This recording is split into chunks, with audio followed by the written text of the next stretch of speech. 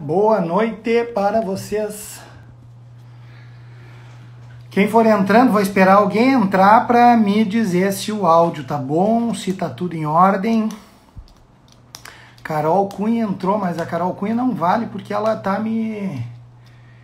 me ouve por aqui, daí ela não vai me dizer se é a minha Carolzinha Dalri, tu que entrou, me guia, por favor, me diz se se o meu som tá bom, se o áudio tá legal.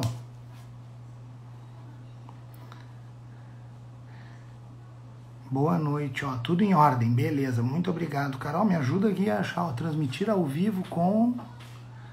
Achei, Lisiane Mota. Vamos ver se ela já vai.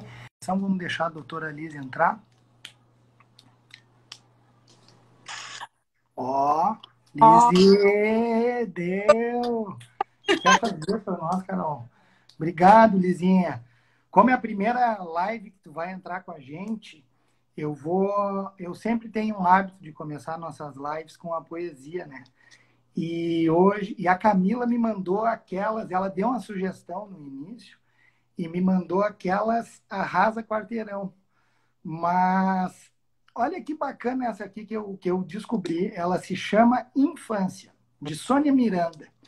E ela diz assim, ó, Aninha pula amarelinha, Henrique brinca de pique, Marília brinca de mãe e filha, Marcelo é o rei do castelo, Mariazinha é sua rainha, Carola brinca de bola, João, polícia e ladrão, Joaquim anda de patins, Tieta de bicicleta, Janete de patinete, Lucinha, eu estou sozinha, tu quer brincar comigo?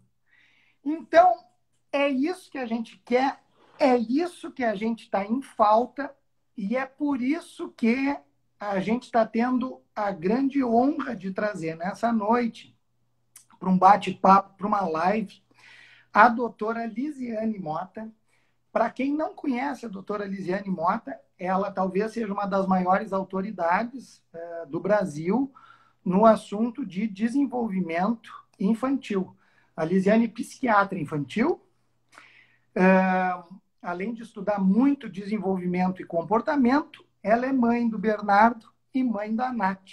Então, muito mais do que uma estudiosa, do que uma psiquiatra, ela é uma mãe e vai conseguir compartilhar conosco todas essas experiências. Para quem não me conhece ainda, eu sou o Edinho, eu sou obstetra do NASCE e, na verdade, não estou como obstetra hoje, estou simplesmente como pai nessa jornada, um pai ansioso, aflito e também querendo tirar um monte de dúvidas com a Lise. Lise, boa noite, obrigado por tu estar aqui com a gente e aceitar nosso convite.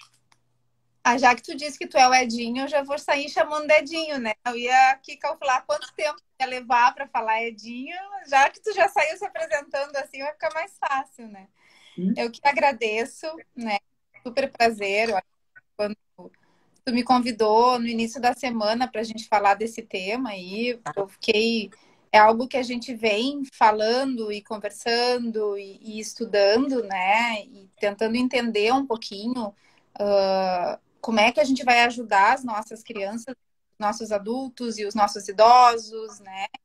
Essa semana saiu uma reportagem muito interessante que já está faltando psiquiatra e psicólogo, né? Para ajudar as pessoas a lidarem com o que a gente está vivendo. Né?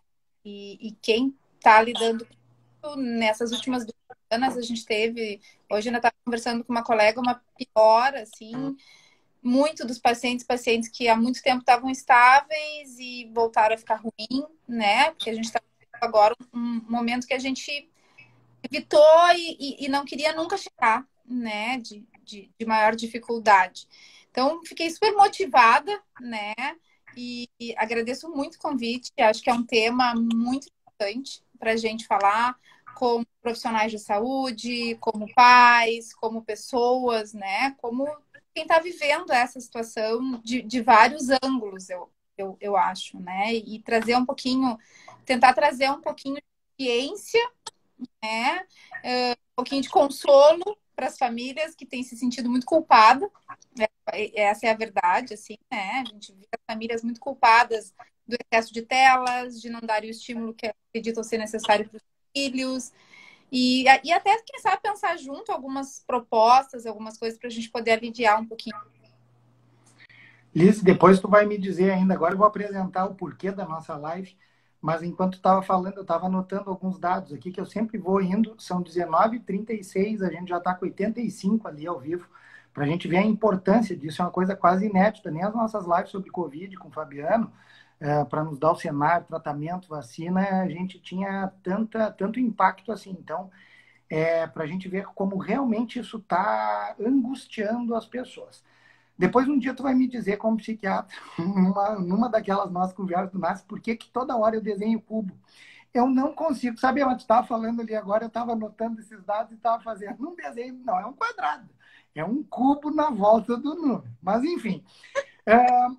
Eu quero, para a gente introduzir o tema, eu talvez queria que tu falasse um pouquinho dessa geração C aí, né? Porque eu acho que isso é uma coisa que vai ficar muito marcado. Não tem como a gente não pensar, e não é só a marca do confinamento, é aquela marca das crianças ouvindo a palavra hospital, a palavra morte, a palavra álcool, a palavra cuidado, e aí não conseguir ver os avós, e não conseguir ver os tios, os primos, não ir na aula, não ter a segurança da prof, não ter aquele refúgio que é o amiguinho. Então, e aí isso tem se dado um nome, né? Que é essa geração que se chamam de, não sei se Coronials ou Coronials, né? Mas que tem se abreviado e tem se chamado aí de geração C. O que seria essa geração C, Lizzie? O que vai vir a ser essa geração? Isso é uma questão interessante. Quando a gente fala de geração, a gente fala de mais ou menos um período, né? Então, a gente teve a geração Millennials, a gente teve a geração Z, né? E aí agora a gente está fazendo uma transição aí, né? O pessoal tem falado muito dessa geração C e do que vai ser. Eu vou te dizer uma coisa, tem muito mais especulação do que estudos, né? Vai parecer, o que a gente tem hoje são todos, tudo ainda muito pensamento, né? Hipóteses, construindo em cima do que vinha se vivendo e o que vai impactar nisso e como é que isso vai impactar. Então, e aí também depende do ponto de vista de cada um, né? Porque se a gente vai pegar, por exemplo, o pessoal mais que lida com questões mais de trabalho, de coisas assim, eles dizem que vai ser maravilhoso, porque agora a gente vai salvar o planeta, não vai ter poluição, que as pessoas vão trabalhar mais em casa, que a geração C vai ser uma geração do homework, que nananã, que nananã, que nananã. Né? Se a gente pega por esse lado mais econômico, assim, pensando numa geração que é uma geração que vai ser mais flexível em relação a essas coisas. Se a gente vai vendo, né, principalmente os grandes filósofos, né, e quem estuda desenvolvimento, e aí a gente tem um pessoal que realmente está muito preocupado com como isso vai ficar, o que é sine qua non é que a gente tem uma geração de ansiosos, né, de que os transtornos de ansiedade que hoje já são muito prevalentes na nossa população, tendem a aumentar muito porque a gente está tendo aí um sistema colapsado de ansiedade, que é um pouquinho isso que tu está dizendo, né? Está vendo assim as crianças, os adolescentes, os adultos, os idosos, sem ter nenhum controle. Isso é muito ansioso, né? Eu não saber se amanhã eu vou poder trabalhar, eu não saber quando é que eu vou poder ver a minha avó, quando é que eu vou poder encontrar um amigo, né? A gente vem de uma geração, a gente vem de um momento social de empoderamento. Se a gente pensar, a palavra da década foi empoderamento, né? Tipo assim, de conquista de lugar de fala, né? De discutir muitas coisas, e inclusive tem até um pessoal falando muito numa questão de empoderamento infantil, que para mim é um termo um pouco chocante, assim, porque acho que se confunde um pouquinho o que é um poder de escolha, onde é que passa a ser mais permissivo, né? O permissivo demais com as crianças, digamos assim, o que também gera ansiedade. E o que a gente vai ver a partir de agora, o que a gente está vivendo nesse último ano, e aqui eu acho que tem uma questão importante, né? Porque um paciente no consultório me disse, Liz, eu não me lembro mais como é que era antes do Covid, né? Um pequeno, assim, de 6, 7 anos, né? E ele me disse assim, eu não me lembrava mais nem do teu consultório. eu não me lembro mais como é que era antes do Covid. Tem coisas que eu acho que eu não me lembro mais, né? E nós ainda somos pessoas, digamos assim, privilegiadas porque a gente volta para casa. Tomamos um banho de álcool gel, tiramos a roupa. Mas a gente tem famílias em que as pessoas não estão nem voltando para casa, porque estão na linha de frente, né? Porque trabalham, saem das suas casas para proteger as suas famílias. E aí tu pensa, por exemplo, pequena, que o pai saiu, ou a mãe saiu para fazer um plantão e que está na casa dos avós há não sei quanto tempo.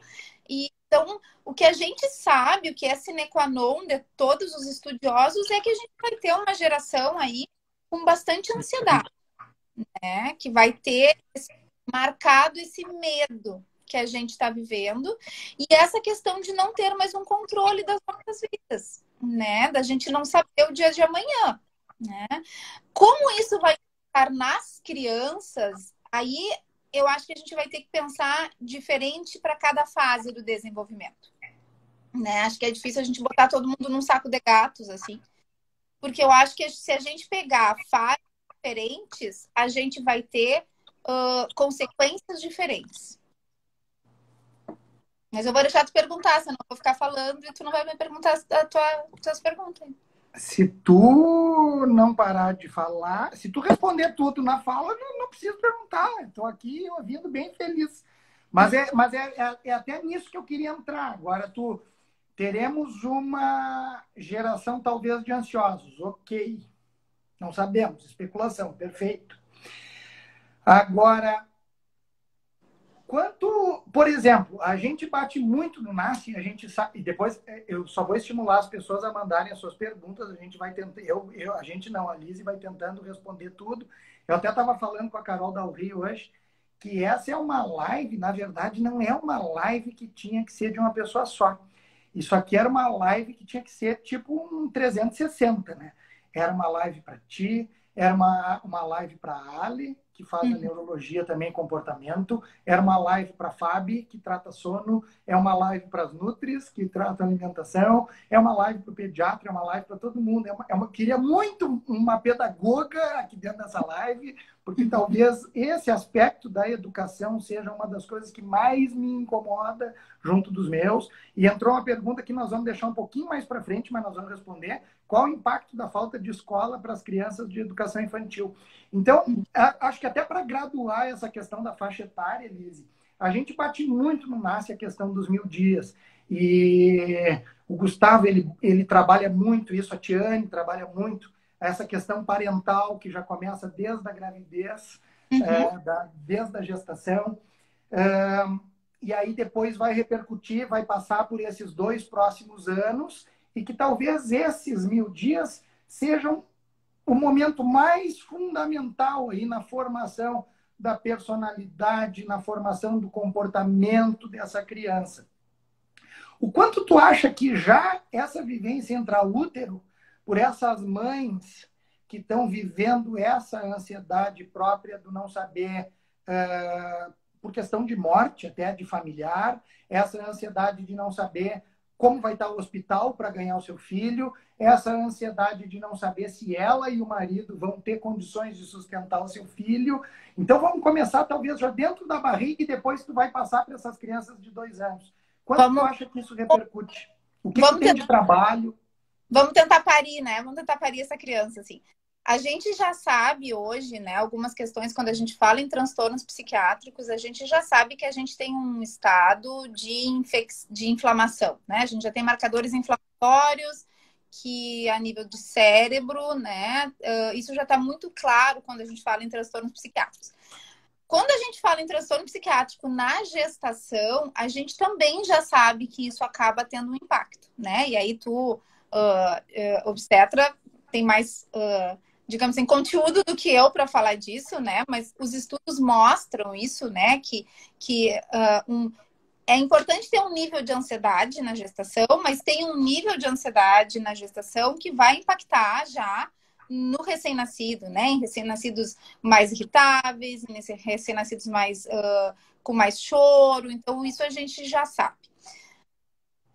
Isso é uma das coisas, mas quando a gente fala em desenvolvimento, a gente também tem que pensar que desenvolvimento é algo muito amplo, né? Tem um autor que é o Bates, que eu gosto muito, que ele fala de fatores que a gente precisa levar em conta quando a gente fala. E um deles é o fator ambiental. E o fator ambiental, o fator cultural, tudo isso, ele é muito determinante quando um bebê nasce, né? Tem um texto que é muito clássico que fala do bebê da favela e o bebê dos jardins, falando desse suporte que as mães têm, né? E aí a gente pensa hoje que os casais, eles já ficam uma semana trancados em casa antes de ir na maternidade, né? Eles testam para e ficam não sei quantos dias trancados em casa, né? Aí tem lá o bebê, a gente não pode ir, né? Aquela festa no aquário lá que a gente adora, né? Ver os bebês no aquário, não dá para fazer, né? Não dá, não tem mais festa no aquário. E que é um momento super bacana para a família, né? Tipo, e os avós vão conhecer os bebês depois de não sei quantos testes. E aí, dependendo se o pai trabalha ou não, se o pai tem home office ou não, é que aquela família vai se organizar. Então, se a gente pensar só nisso, a gente já tem um impacto gigante, né, na chegada de um neném, né? Porque a gente tem aqui uma mãe angustiada, um pai angustiado com toda uma situação real de vida, né? Claro, tem famílias que lidam bem com isso e tem famílias que se saíram, né, que eu acompanhei que se saíram super bem. Tem famílias que ganharam neném com Covid, né, infectados, e tem famílias que ficaram. Também vai depender de cada família, vai depender de cada pessoa, das escolhas de cada pessoa, né? De como cada pessoa conseguiu organizar. Mas, obviamente, a gente tem um impacto gigante, porque a gente tem mães muito mais sozinhas, com muito menos suporte, né? Então, aquilo de que a sogra se muda para casa da mãe nos primeiros dias lá para ajudar, nem todas as famílias estão conseguindo ter esse suporte, né? Fica lá a mãe, o marido, e aí daqui a pouco o marido tem que trabalhar, e quem é que vem? E aí a gente tem um impacto já nisso, nesse primeiro momento, e a gente passa a ter um impacto, Edinho, que eu acho que é muito importante da gente pensar nesse primeiro ano dele, né? Eu sou uma pessoa muito apaixonada por integração sensorial, assim, né? Da integração sensorial aí com as TOs, e é algo que eu acho que é muito interessante, muito pouco estudado e muito pouco validado por nós, né? Que estudamos desenvolvimento e que traz um impacto muito grande. Quando a gente pensa em desenvolvimento, essas questões dos estímulos sensoriais, eles são fundamentais para o cérebro de um bebê. Fundamentais. Isso é uma coisa que não tem, assim, né? Tem uma pirâmide lá que o pessoal da integração sensorial usa, né? E que a gente vai vendo amadurecimento, né? A nível cerebral. E aí, as experiências sensoriais são fundamentais. E de experiências sensoriais fala desde amassar uma comida, né? Até o pezinho em diferentes texturas, em diferentes ambientes, em terrenos que não sejam homogêneos, né? E aí a gente fica pensando assim, os nossos bebês são bebês estéreis, né? Tipo, tem uma linha de pediatras preocupados com o risco de superinfecções, inclusive, futuramente, né? Porque os nossos bebês têm idade.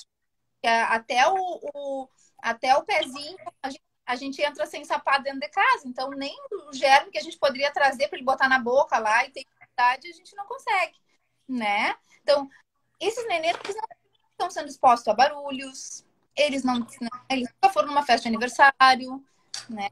Eles não têm a possibilidade de botar o pezinho na grama, de brincar com pedrinha, de brincar com folhinha, com uma série de experiências sensoriais que vão moldando e vão ajudando essas crianças a ter o que a gente chama de modulação, que é eu depois estar numa sala de aula, olha só a importância do que a gente está falando, né? Mais adiante eu estou lá numa sala de aula, cheia de estímulos, tem uma luz, tem um barulho, tem um professor, tem outro barulho, e eu tenho tudo isso integrado e eu consigo modular esses estímulos e prestar atenção do que eu preciso prestar. Mas isso porque o meu cérebro foi sendo exposto a isso e foi podendo se preparar para isso. E isso os nossos bebês, definitivamente, os bebês da era não estão tendo, né? Se a gente pegar os bebês que, né, estiveram em quarentena e não saíram, isso é o impacto que eu acho que seja muito importante. E eu estava conversando. Tu tá falando, Lise, principalmente bebê tipo do 0 aos 2 anos. É. Na Depois verdade, tá. Aí depois nós vamos pegar mais adiante. é até Essas uma questão crianças. de Pode zero, falar. de mais ou menos 0 a 3 ali, né? 0 a 2, Tá. né? Essa questão de todo esse estímulo sensorial preparando o cérebro, preparando o corpinho para outras demandas que depois virão, né? Então, a base cerebral dos nossos bebês, para isso que eles vão ter que ter depois, a gente vai ter que pensar que a gente vai ter que dar para eles de alguma forma futuramente, entende? Que seja integrado à escola, até porque não vai ter tempo para trabalhar todo mundo, mas que seja integrado à escola, que sei lá, como que a gente vai pensar isso, mas a gente tem que ter isso em mente, que este desenvolvimento dos nossos bebês vai estar alterado. Tá, mas Lise, daí tu fala assim, ó. Como a gente, talvez a gente vai ter que suprir isso de alguma forma futuramente. Beleza. Futuramente, tu acha que a gente recupera, a gente consegue, devido a toda essa capacidade neuronal, rapidez, plasticidade, o que for que a criança tem e consegue se adaptar, ou tu acha que esse tempo perdido, talvez a gente vá ter que achar uma forma em casa, e aí tu vai nos dar algumas dicas para tentar suprir isso aí. Eu não tenho dúvida que se o pai tiver condições, por exemplo, tu me disser, Edinho, o ideal era essas crianças estarem numa casa. A gente vive enjaulado dentro de um apartamento de 100 metros quadrados. Mas tu me diz, essa criança vai ter que ir para... Tem que botar o pé no chão. A maioria dos pais vai achar uma forma de trabalhar de home office, que já está todo mundo assim, alugar uma casa na praia, ou ir para a Zona Sul, ou alguma forma, porque eles querem dar o estímulo para o seu filho. E se não tiver como fazer isso, vão achar uma forma, nem que seja às 6 da manhã, onde o parcão vai estar vazio, e vão lá no parcão e vão levar os filhos para lá. Então, tu acha que a gente consegue recuperar depois? Ou tu acha que o importante é a gente tentar investir alguma forma agora alternativa? Tu sabe, Edinho, que tem toda uma discussão na literatura quando a gente fala em desenvolvimento entre período crítico e período sensível, tá? E então, assim, quando a gente fala em período crítico, a gente fala de um período em que o excesso ou não estímulo impactam diretamente no desenvolvimento, né? Então, seria assim, eu não tenho tal estímulo em tal período, isso ferrou, né? E se fala muito em período sensível, do tipo, o estímulo nesse período é importante, mas a gente tem neuroplasticidade, a gente tem neuroplasticidade pro resto da vida, né? Obviamente, a gente sabe que até os 4 anos e meio, 5 anos, a gente tem muito mais neuroplasticidade. Então, quando a gente fala em diagnóstico precoce, intervenção precoce para crianças com atraso do desenvolvimento, a gente bate muito nessa tecla, né? De, pelo amor de Deus, não existe essa história de cada criança tem seu tempo, tem que sair, tem que ir, tem que fazer, porque a gente tem neuroplasticidade, então a gente bate muito nessa tecla por isso.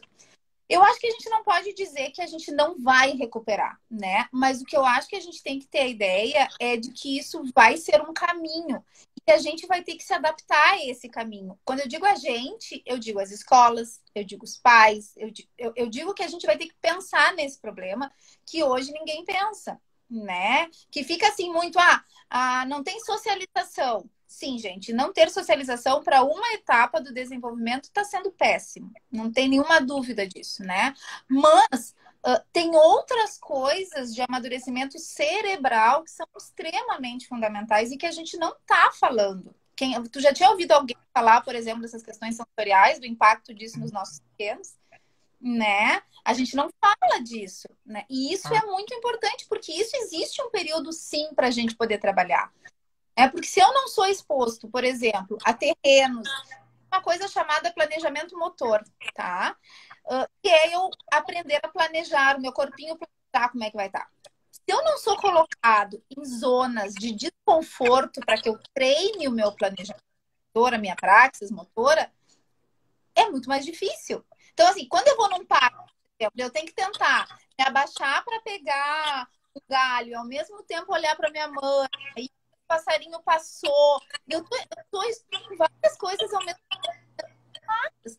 Se eu tô sempre em casa e eu tenho sempre os mesmos estímulos, eu entro no status de acomodação, eu já sei o que, que tem ali. Entende? Eu não exploro outras áreas do meu corpo. É assim, tentar fugir, tentar achar locais que tu possa botar os bichinhos a correr, subir um barranco, olhar o pé, a se sujar de barro, né? Botar os dedos sujos na boca. Essas coisas são importantes para quem tem essa possibilidade, né? A gente sabe que muitas, e eu não queria gerar culpa nos pais, tá? Estou muito preocupada em gerar culpa nos pais, porque eu brinco que depois que a gente tem filho, sob o nome do meio da gente vira culpa, né? Aquele que ninguém coloca, assim, a mãe tá sempre culpada. Tá culpada se faz, tá culpada se não faz, mãe tá sempre culpada, né? Então eu não queria gerar culpa nos pais, né? Mas se a gente tem essa possibilidade de dar uma escapadinha da manhã e levar num parque, não vai ter ninguém, ou pegar o carro e ir lá, sei lá, né? Dar um buraquinho lá e ficar lá com a criança para que ela possa explorar, para que ela possa brincar, trazer para casa daqui a pouco, talvez eu matem nesse momento, mas ter assim uma caixinha de De areia. areia, é isso aí, vai sujar a casa.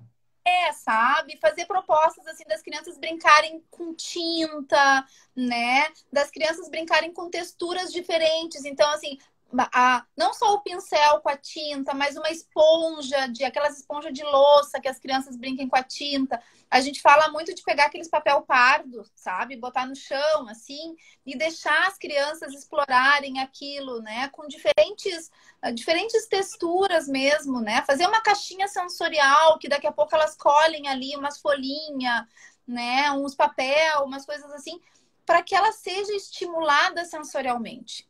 Compra tinta, pega uma parede do teu apartamento e dá para a criança pintar.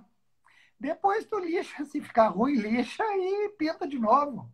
Mas vai fazer essa... É isso aí, né, Liz? Só que para mim é difícil, né? Porque eu sou filho da Catarina. Então, aos pouquinhos, tu tem uma certa proximidade com São Gabriel. Então, aos pouquinhos, então, aos pouquinhos eu vou te contar quem é a Catarina, né? E aqui é assim, a Carol esculhamba e eu arrumo.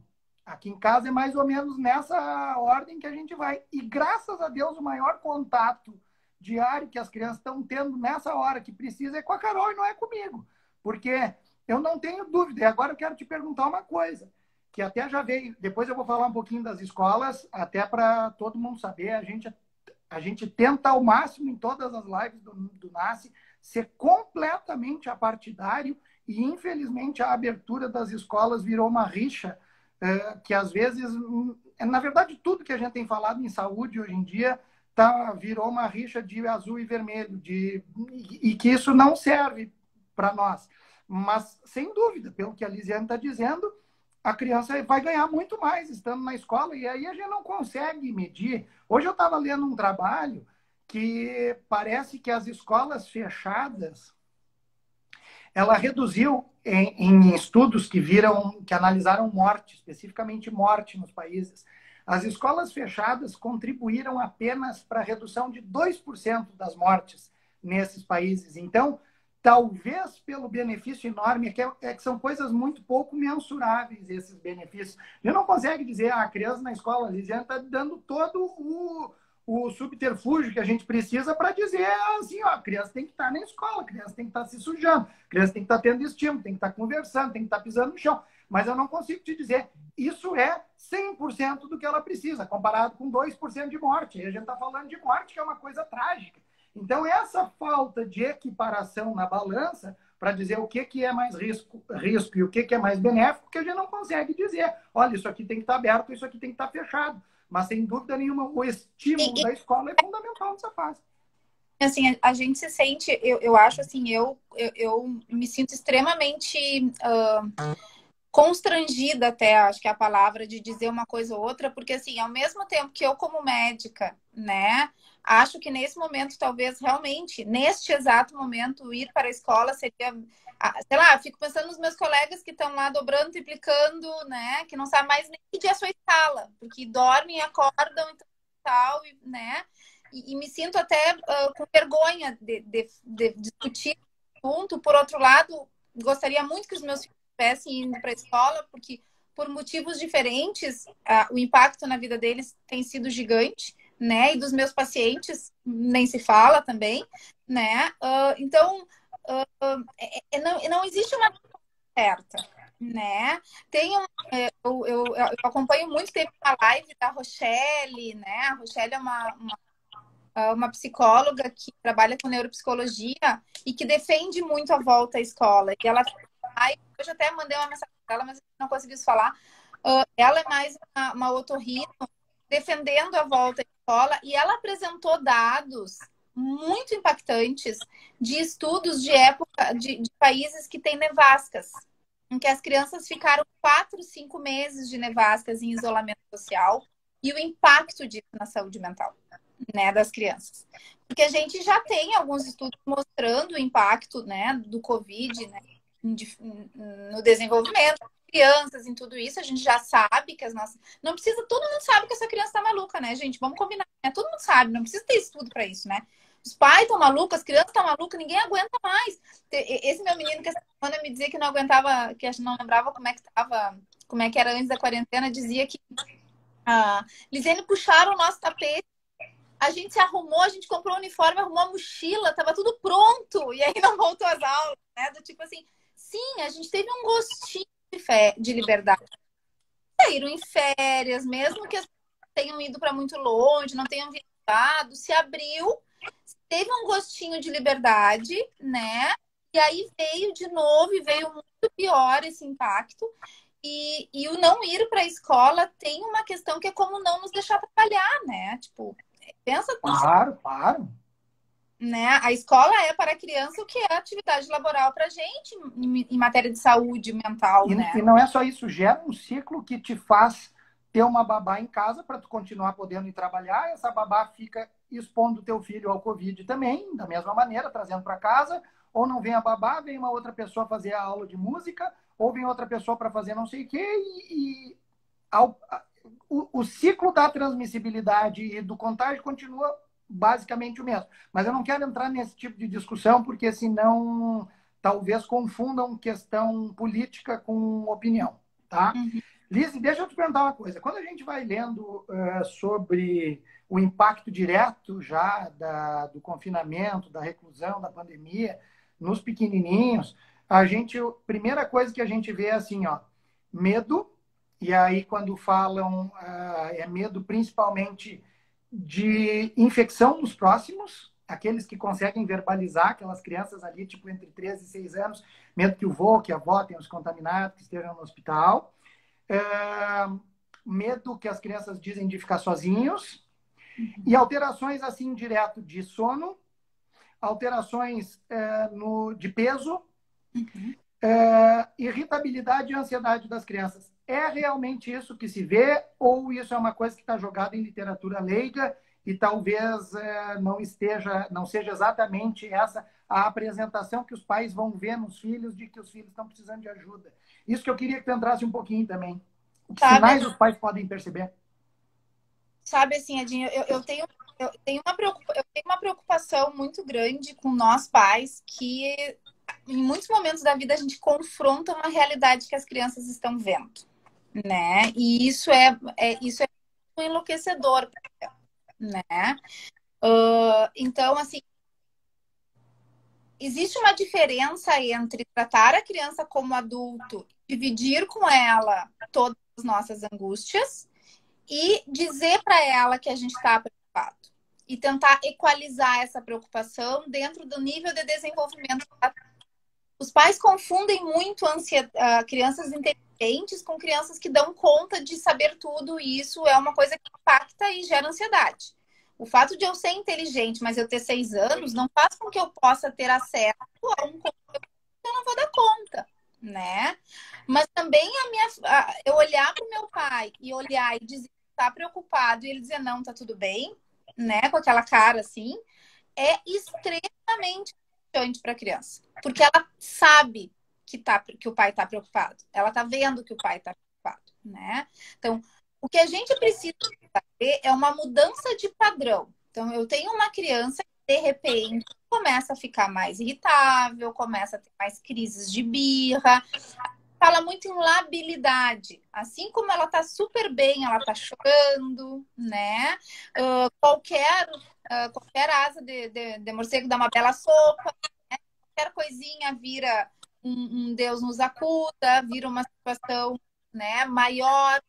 Alteração de sono, então, tanto no ir dormir, e aí aqui tem uma coisa importante de ansiedade de separação, né? As crianças têm referido muito mais medos infantis, então, medos do monstro, medo que a minha casa seja invadida, medo de que eu acorde e vocês não estejam mais aqui, né? Assim como o despertar na madrugada, né? Então, as crianças acordarem no meio da madrugada, as crianças referirem pesadelo, as crianças os pais na madrugada, com conforto. Então, todas essas questões, assim, de uma mudança de padrão, né? Daqui a pouco uma criança que eu saio para trabalhar e ela começa a chorar dizendo que não quer que eu vá, ou que liga várias vezes perguntando se vou demorar, né? Com justificativas vagas. Então, aí é importante da gente poder dizer para a criança que a gente entende que ela está assustada, que ela está com medo, que a gente também está preocupado, né? Que a gente está vivendo um momento muito difícil mesmo, que as coisas não estão mais, mas tentar trazer isso dentro de uma maneira assim de nós estamos todos juntos nesse barco, né? Como é que a gente pode fazer para que tu não possa, para que tu fique melhor? Né? E isso é outra coisa, né? Vamos pensar. Em março do ano passado, quando estourou a pandemia, nós estava cheio da ideia. Nós fazia bolo, assim, ó, pintei Romero Brito não sei quanto tempo aqui em casa, né? Tinha uma mulher que nós encomendávamos biscoitos para fazer, e eu nem sou tão boa nisso, mas encomendávamos todos os biscoitos, e pintava isso, e fazia aquilo, e gente, foi um momento que nós não tirar. A criança não aguenta mais. A galera não tem mais ideia, né? Se mandar minha filha para fazer um bolo, ela joga a forma em mim, eu acho, né? Do tipo assim, não é mais isso. Então, a gente também tem essa diferença que a gente tinha há um ano atrás, um cenário de que a gente nunca imaginou que que um ano depois estaria pior ainda do que a gente estava, né? Então, acho que isso é uma questão também importante para pensar. A gente tem que estar de olho numa mudança de padrão das nossas crianças, né? Da mesma forma que adolescentes, cada vez mais restritos ao quarto, cada vez menos querendo fazer coisas com a família, com dificuldade. Pais, acompanhem as aulas do seu, pelo menos de perto. Não acreditem que acordou e está assistindo a aula, né? Eles acordam, respondem a chamada e voltam a dormir, né? Isso é assim padrão ouro dos adolescentes, né? Então, acompanhe, mas acompanhe não no sentido só de cobrar, sabe? No sentido de entender que tá difícil, tentar estar mais perto, né? Isso é uma coisa interessante que a pandemia trouxe, né? Quer dizer, interessante, né? Tudo tem um lado, né? Estourou essas aulas online nas primeiras semanas, assim, eu já pensei que aula online não tem condições, né? Mãe que trabalha, cabelo com as aulas online, porque né? No início era 300 temas, atividade, né? Acho que depois as escolas foram se dando conta e tentando adaptar um pouquinho. Mas os pais começaram a perceber mais os comportamentos dos filhos em sala de aula, né? Ou de algum amiguinho, ou de algum coleguinha. E isso acabou em alguns momentos sendo interessante. Eu recebi famílias no consultório que deram conta de dificuldades dos filhos com a aula online. Passaram a estar mais próximo, porque passaram a acompanhar, e aí foram se dando conta de que algumas coisas não tava tão bem, né? Então, acho que isso é uma outra questão importante também, da gente estar mais próximo. A pandemia criou uma possibilidade de estar mais próximo, né? Alguém perguntou aí, em uma das perguntinhas, eu achei interessante, se não era bom para o bebê os pais estarem mais próximos. Depende como os pais estão, né? Muito como os pais estão. Se os pais estiverem bem, é bom para o bebê, é bom até ali, porque existe uma coisa chamada individuação, que é importante, que o bebê precisa se dar conta que existem outras pessoas no mundo, o bebê precisa se dar conta de que a minha mãe vai sair e vai voltar, né? Se a minha mãe nunca sai e eu vou crescendo sem essa percepção que a minha mãe sai e volta, quando eu tiver que ir pra escolinha e ficar sem a minha mãe, vai ser muito mais angustiante, né? Essa questão de ansiedade de separação, tanto das mães, de que estão grudadas nos seus bebês, quanto nos bebês que estão grudados nas suas mães. Então, vai depender muito de como essa família tá, vai depender muito de como é esse home office, vai depender de uma série de coisas. Tem um lado bom, pode ter um lado super bom, mas a gente sempre tem que pensar que não é digamos assim, não é o comum, né? A gente está vivendo uma situação de exceção. Lizzy, tu arriscaria dizer assim, ó, tu tá na mesma que eu, até os teus filhos são um pouquinho mais velhos. O Martim faz 3 agora. O Martim, quando ele ia para a escolinha, fechou o primeiro lockdown, aí agora, quando abriu, ele ficou uma semana na escolinha e fechou de novo. E o Martim é bem desses daí, que ele conhece eventualmente a avó e vô sem máscara, eu e a Carol, a Dadá que chega aqui em casa, e ninguém mais, porque realmente a gente está respeitando, como eu estou atendendo muita gente com Covid, a Carol atendendo direto no consultório, muita gente com Covid, a gente está evitando contato com outras pessoas, justamente para não oferecer risco aos outros. E a Bibi não, a Bibi viveu a vida dela, a Bibi agora fez 6 anos, a Bibi tem 6 anos, e que faixa etária tu acha? Porque assim como eu, assim como tu tem um de 4, tu tem um de 8, eu tenho um de 3, quase 3 e um de 6. Assim como nós, tem pais em casa vendo a live agora que tem crianças na mesma faixa etária dos nossos e que o estímulo à atenção talvez seja um pouquinho diferente pelas faixas diferentes e pelas histórias pregressas que cada um teve. Tu arrisca qual faixa que vai se beneficiar, qual faixa que vai se prejudicar mais, qual talvez aquela criança que a gente precise de um pouquinho mais de atenção, enfim.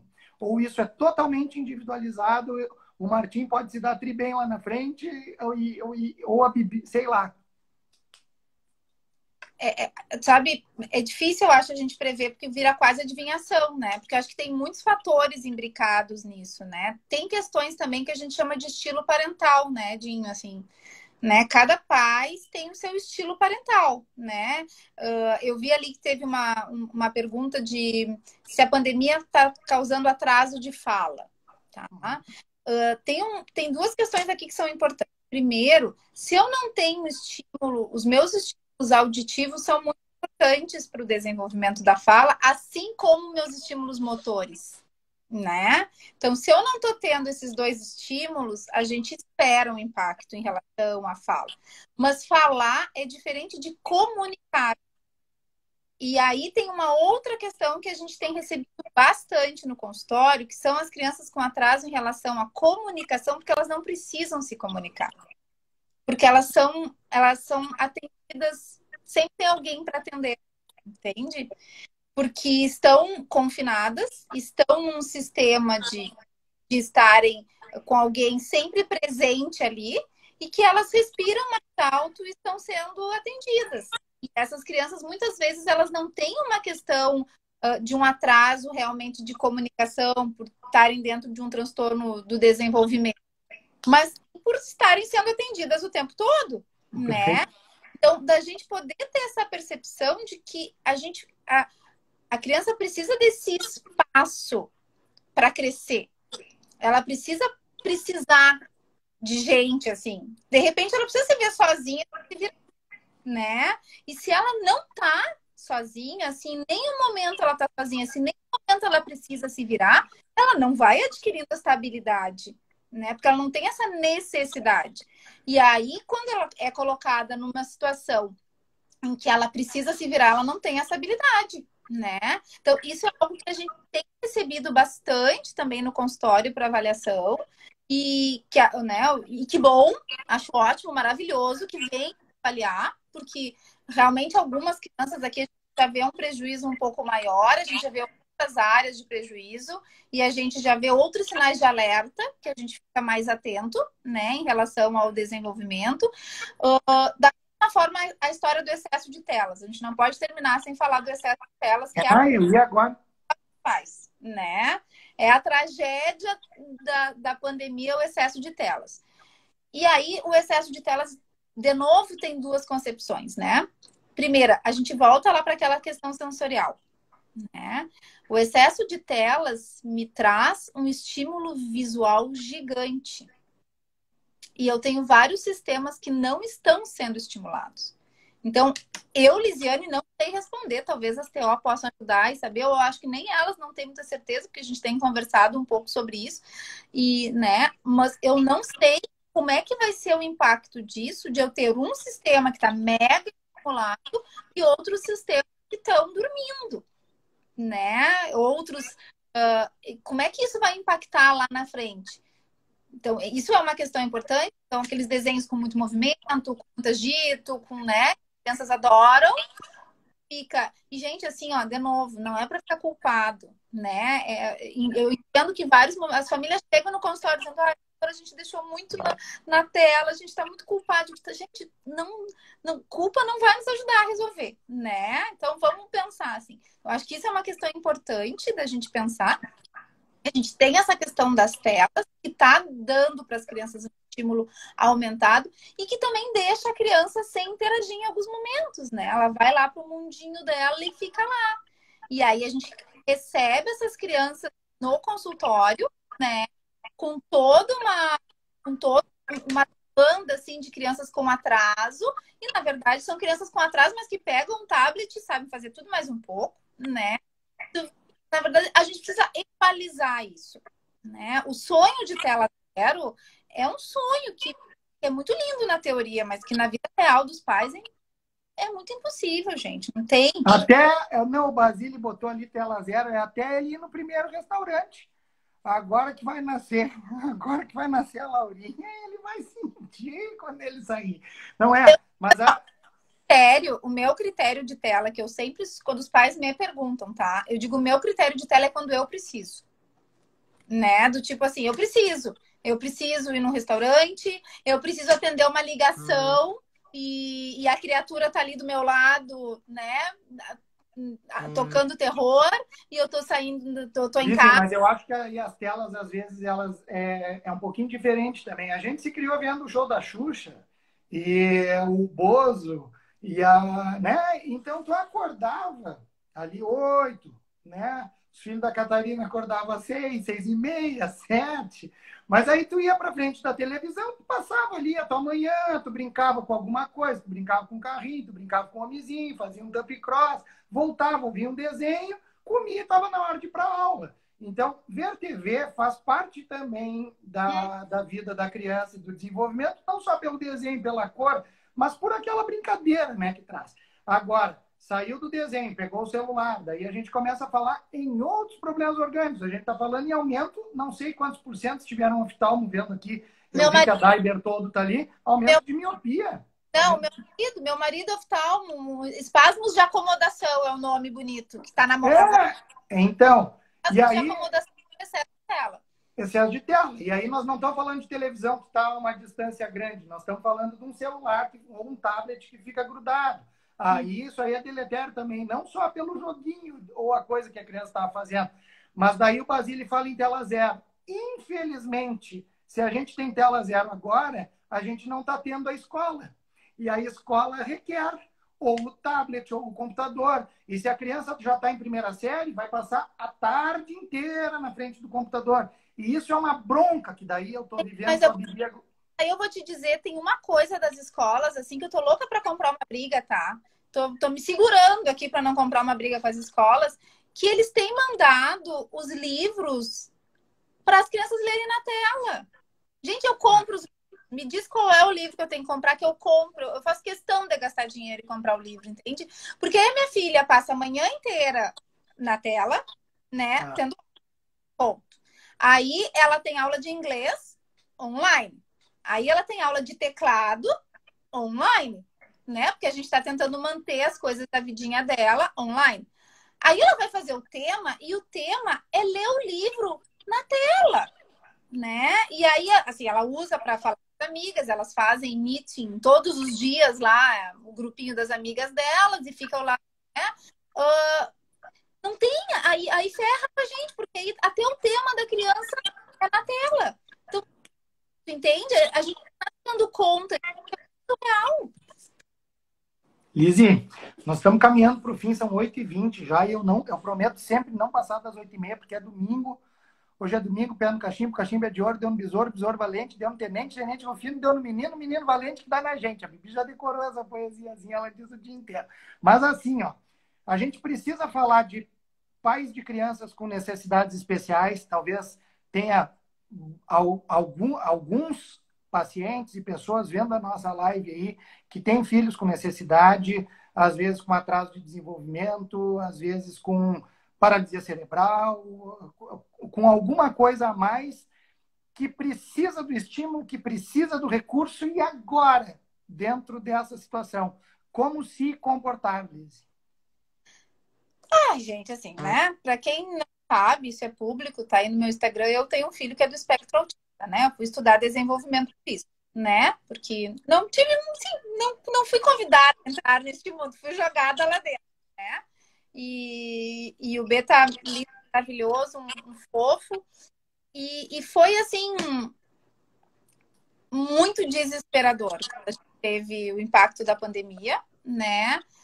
Porque num primeiro momento parou tudo, e aí a gente viu ele no TO, de um intensivo de fono. O B tem uma participação para falar e levou. A gente fez 4 meses de fono 5 vezes por semana, né?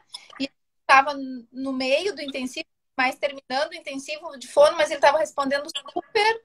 E aí para tudo, o B faz uma intervenção de alta intensidade, que é baseada no modelo Dender. E aí, assim, no primeiro momento, foi, e aí meu marido sentou, conversou e disse: a gente não tem escolha, porque existe uma coisa chamada neurodiversidade, né? E aí a gente conversou com os profissionais que atendiam ele, conversou com as pessoas que trabalham com a gente na nossa casa, né? Do tipo assim, vocês querem ficar, vocês não querem ficar, mas não vai poder fechar a nossa casa, a gente vai ter que continuar fazendo os estímulos que a gente entende necessários para o B. Então, nesse período, a gente foi 2 vezes a Florianópolis, por exemplo, né? Lá no Instituto Farol, para o Thiago ver o Bernardo em algum momento. As gurias que trabalham com ele vieram várias vezes, né? A supervisora dele é de São Paulo, veio. 2 amigas nossas que são supervisoras de Florianópolis vieram. E aí, assim, isso nos causou, Edinho, uma situação muito desconfortável, em vários momentos, até assim, com pessoas, com vizinhos, né? Que a minha filha brincava, e aí as vizinhas foram brincar e a minha filha não podia mais brincar com ela. Nós estávamos nos expondo e eu super entendo as famílias. Foi super difícil explicar isso para a filha, né? Que ela tem 8 anos e eu tive, olha, nós temos uma condição de vida em que a gente não pode ficar em quarentena, né? As pessoas que optaram por isso, a gente tem que respeitar. E no nosso momento atual. Então, eu acho que isso é uma coisa muito individual, né? Quando a gente trabalha com intervenção precoce, não dava para parar. Até que eu continuo atendendo os pequenos no consultório. Quando as pessoas me procuram para fazer diagnóstico em pequeno, para ver os pequenos, eu trabalho hoje com um negócio que eu não posso perder tempo. Que para mim o tempo é ouro, diamante, é brilhante, né? Não tem como. Então, já teve um impacto muito grande, né? Por exemplo, o Bernardo, quando estourou a pandemia, uma das nossas necessidades é terapia de pares. Como é que eu vou pedir uma criança emprestada para uma casa de 2 médicos? Ninguém vai me emprestar uma criança para fazer terapia de pares na casa de 2 médicos, né? Então, eu brincava com a supervisora dele, tu me dá uma demanda que eu consiga cumprir essa. Como? Né? Então, isso atrapalhou, obviamente, algumas questões da intervenção, porque isso foi algo que a gente ainda não conseguiu dar conta de fazer, né? E depois voltou para... O dia que abriu a escola, lá em outubro, ele foi primeiro. Já 8 horas da manhã eu estava jogando ele lá dentro. Porque para ele isso é fundamental, né? Mas aí eu acho que é algo que depende muito de cada família, da necessidade de cada família, né? De como cada família vai se organizando. O impacto para eles tem sido muito grande também. Todas essas vivências sensoriais são as mesmas que um bebê pequenininho precisa em muitos casos, né? Nossas crianças do espectro autista têm muitas questões sensoriais. E ser exposta a tudo isso é muito importante, né? Então, trabalhar com sensibilização. Então, a gente ficou um tempo sem sair de casa. O dia que a gente saiu de casa com o B, ele andou um pouquinho de casa. Aí a gente se deu conta de que não dava, de que a gente tinha que sair com ele, né? Porque ele tinha perdido essa mão, que para ele é importante, né? Então, Eu acho que é muito rico a gente saber que a gente precisa, que a gente pode definir isso. E aí cada família tomar a sua decisão, né? E cada família poder investir, cada família fazer essa escolha e, e saber como lidar com o seu filho aí. Acho que é uma questão muito pessoal e respeito às famílias que se trancaram, mas a gente não teve essa opção aqui, né? A gente pensou e que o tempo voltava. É ouro. Uhum. Lizzie, ah, como é essa questão toda de repercussão na, em comportamento, desenvolvimento, personalidade, e isso eventualmente talvez devesse ser visto como um problema de saúde pública. Tu percebe no mundo ou no Brasil, eventualmente, algum movimento governamental para acolhimento dessas famílias, para poder. Não, nada. Não estou falando só de Brasil, estou dizendo daqui a pouco alguma coisa que tu percebesse no mundo que pudesse nos servir de ideia, porque realmente precisa.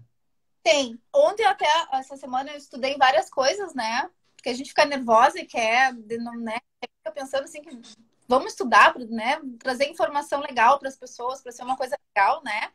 E eu achei um site americano, que agora eu não me lembro de onde, mas depois eu até posso postar, né, no meu Instagram, passar para compartilhar com a Nasce, de um programa dentro desses 1.001 dias. Dos 1.000 dias, o programa é 1.001 dias, né? Perfeito.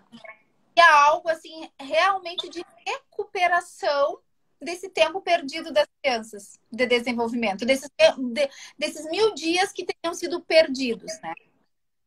Acho, Edinho, que a gente ainda está aqui no Brasil tentando sobreviver e tentando não matar nenhum político, não gastar o meu réu primário, né? Como é que é? Réu primário. Primário, né? Porque dá vontade.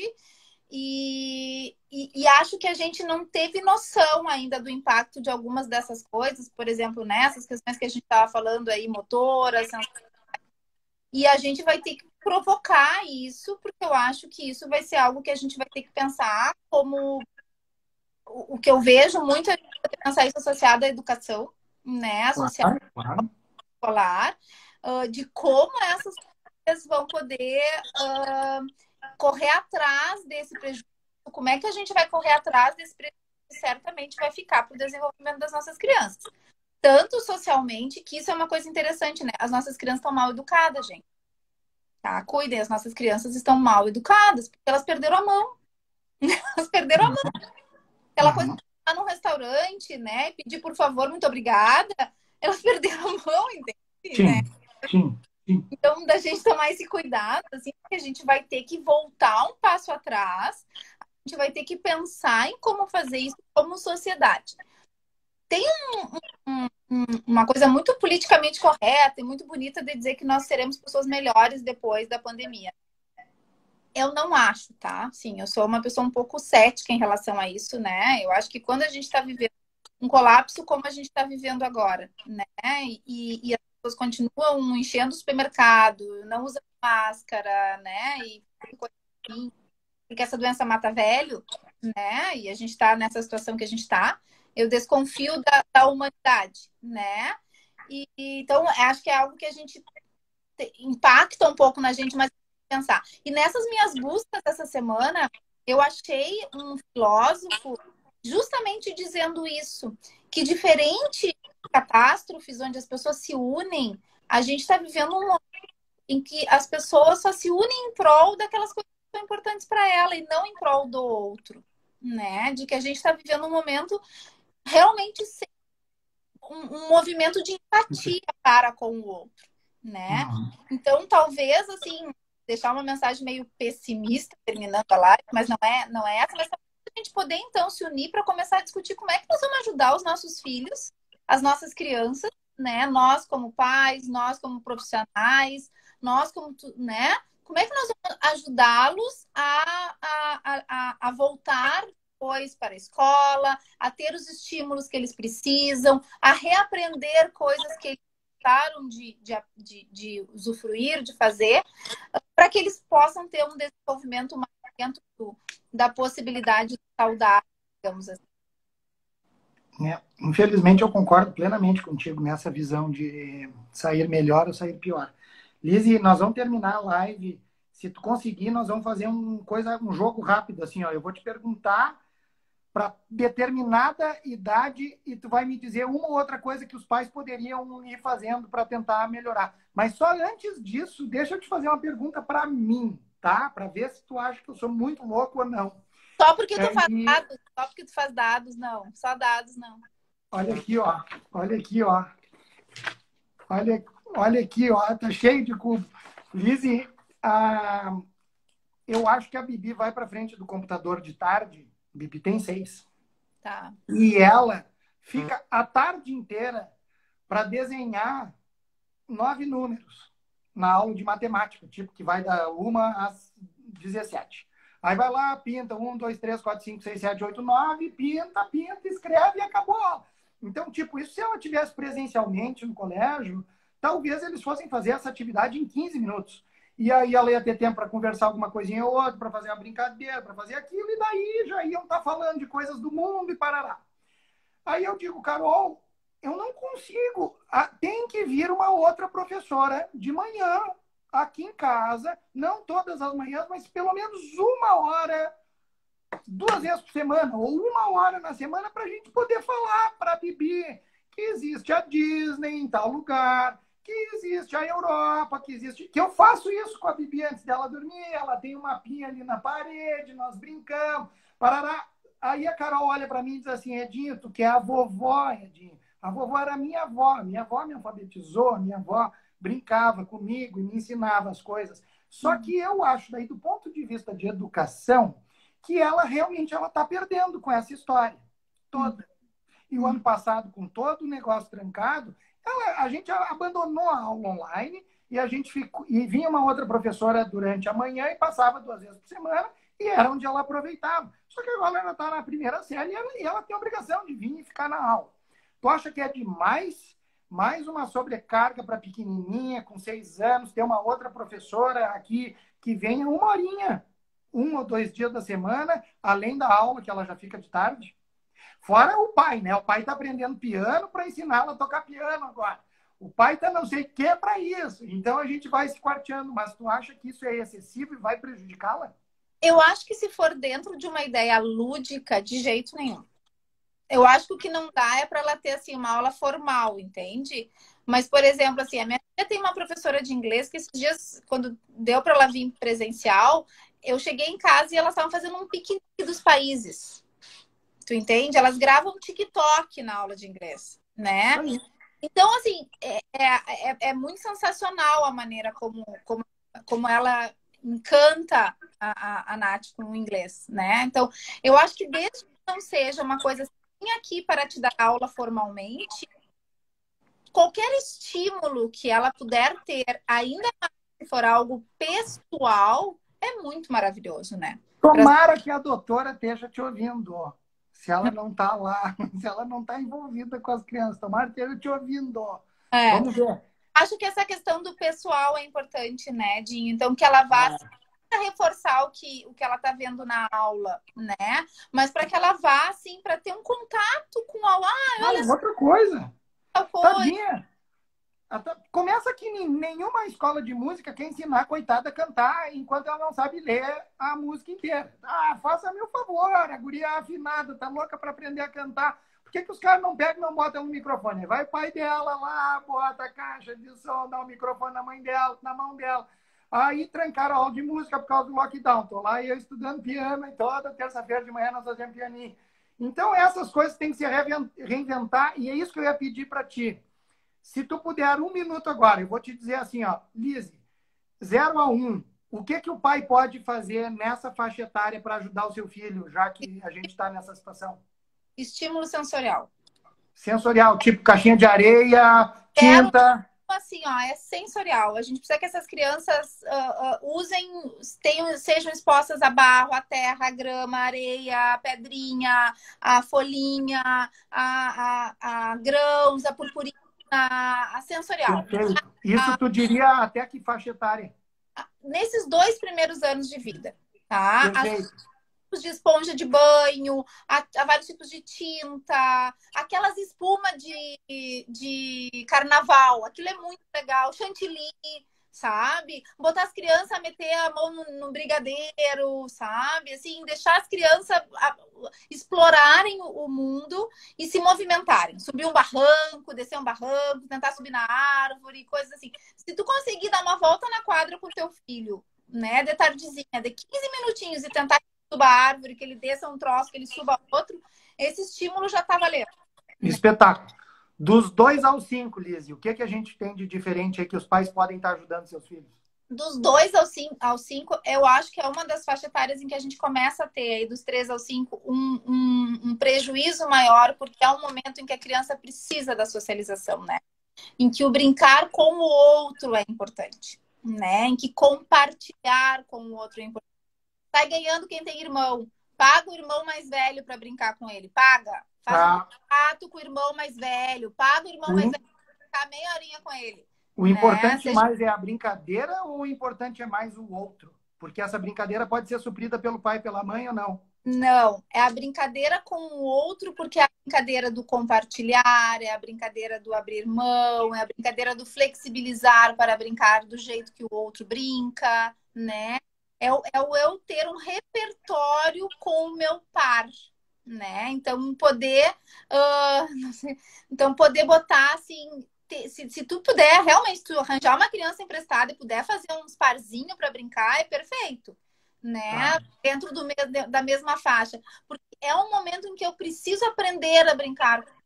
E aí, se eu já venho de um confinamento em que todo mundo faz tudo para mim, em que eu não, né? E aí me botam para brincar com a criança, eu tenho que compartilhar meus brinquedos, eu tenho que dividir a atenção, eu tenho que flexibilizar. Tá. Lizzy, dos 6 aos 10. Dos 6 aos 10. Aí eu queria salvar as crianças da escola, né? Não sei como é que faz para salvar as crianças da escola, porque aí eu acho que o maior impacto está realmente nessa questão escolar, né? Então, tentar deixar o máximo de atividades que essas crianças puderem fazer presencial, online ou prazerosas, né? Ah, ele não gosta de uma aula de música. Bom, mas vamos tentar um outro professor de música. Ah, ele não gosta de... Tentar achar coisas dentro desse meio que as crianças curtam, que as crianças possam experimentar. Eu sei que é muito difícil, né? Mas poder experimentar daqui a pouco uma aula de alguma coisa que nunca imaginou fazer e ser com uma pessoa afetiva, ser com uma dificuldade, né? Ser dentro de um caminho mais lúdico. As famílias, jogos de tabuleiro, né? Essa é uma idade em que os jogos de tabuleiro são super legais, assim, né? Então, fazer uma proposta de jogos de tabuleiro, tentar fazer pelo menos uma refeição juntos, né? A família, então, tentar estar mais próximo. Pensar que a sua criança tem dúvidas, pensar que essa criança está angustiada. Então, falar do que a gente está sentindo, falar do que a gente está vivendo, né? Validar a tristeza que as nossas crianças estão de não poder ir para a escola. Dizer que ele tem toda a razão de estar triste, ele tem toda a razão de estar chateado, que é um saco mesmo, que é verdade, que é real. Lizzy, e o adolescente? Ai, gente, o adolescente, eu acho até, Dinho, que o adolescente é um dos que menos está impactando, porque eles já vivem muito bem online, sabe? Então, tipo, já me avisaram que nunca mais vão voltar pro consultório, assim, porque eles estão. Foram os que melhor se adaptaram online, foram assim. O que eles estão sentindo falta? Da galera na coisa do final de semana, do rolê, né? Essa parte do social aí que eles estão sentindo mais falta, principalmente nos eventos sociais, nas festinhas, nas experiências. Então, a coisa, né, dos guris estarem loucos para transar com alguém e não poder sair de casa, né? Então, esse mundo, essa parte aí da sexualidade deles que o bicho tá pegando mais, assim, que eu vejo, né? E aí, assim, eles dão umas escapadas e eu acho que os pais também têm que tolerar as escapadas, sabe? Acho que isso é uma coisa importante também. Às vezes a gente tem que se fingir de louco, tolerar a escapada dos adolescentes, né? Eu digo para eles, façam bem feito, deixem saber, mas eu sempre digo que é bem feito, mas porque e acho que os pais têm que também se darem conta de que eventualmente eles vão correr risco e vão dar uma escapada, porque, gente, é essa sobrevivência. Espetacular, Lizzy, adorei. Só que é um dado triste quando a gente fala de população mais pobre, mais carente, países pobres, países em desenvolvimento, estudando e lendo material, mais de 50% aumentou o índice de abuso infantil e de violência infantil, com os pais trancados com os filhos em casa. Não queria encerrar a live assim, nós não vamos encerrar, mas a gente olha, é que a gente está olhando problemas que vêm um pouco mais ao encontro da nossa realidade, e a gente deixa de lado isso. É uma coisa tão grave e que se agrava mais ainda com a escola fechada, onde aquela criança poderia ter o refúgio do professor e fazer uma denúncia, com os órgãos de fiscalização relativamente fechados, porque se não se tem contato, né? Então, esse é um dado que me matou quando eu estava lendo coisas para a live. Eu trabalho num hospital que é referência para violência, né? Eu trabalho no Hospital Materno Infantil Presidente Vargas e nós somos referência para todos os tipos de violência, né? E, óbvio, estratosférico, tanto de violência sexual contra crianças, quanto de violência contra mulheres, né? Porque a gente tem um dado importante, até teve um momento que a Silvia falou, que eu falei das ansiosas, e ela ainda, né, falou de dependentes. A gente teve um consumo muito grande na questão do uso de substância. Se agora a gente está com a galera toda enlouquecida aí, por causa, né, nesse momento, todos os consultórios piores, quem trabalha com dependência química tá pagando cortado, porque tá punk heavy metal mesmo. E junto com a questão da dependência, vem a questão da violência, né? E se a gente pensa que essas famílias que estão em casa... Eu tenho uma amiga que engravidou logo que começou a pandemia, e ela dizia assim, eu tinha 3 chances. Ou eu me separava, ou eu engravidava, ou eu virava alcoólatra. Então eu achei que engravidar era a melhor das 3 opções, né? A gente ficou brincando. Não aumentou a taxa de natalidade, como se imaginava que ia aumentar, tá? Isso é um dado importante. Mas aumentou e muito a taxa de violência, porque essas famílias ficaram em casa, aumentou a taxa de separação, de divórcio, e aumentou a taxa de violência intrafamiliar. E esse dado é um dado muito assustador. Triste. Lise, adorei. Eu acho que foi muito enriquecedor para todo mundo que está desesperado em casa, sem saber quando que isso vai passar, se a gente alguma vez na vida vai ter a nossa vida de volta normal, como era. Então, sem dúvida, eu acho que nós vamos ter que fazer um bis aqui, e daí não vai ser comigo, daí vamos tentar achar uma forma da gente fazer aquele time enorme ali que a gente falou, com as fono, com as nutri, com todo mundo participando, porque realmente tem muito como a gente ajudar as pessoas, mesmo que a gente esteja numa tela aqui, mas eu acho que informação essencial. Obrigado, Lise, pelo teu tempo aí que tu deu pra gente. Eu agradeço, foi super legal. Acho que acabou com a depressão à noite, né? Aquela depressão que a gente tem do domingo à noite. Foi muito bom e super à disposição. Acho que várias pessoas pediram bis aí, acho que vamos ter que repetir. Rolar o bis. Gente, beijão no coração de todos vocês. Bom restinho de domingo, boa semana. Tchau, tchau. Obrigado, Lise.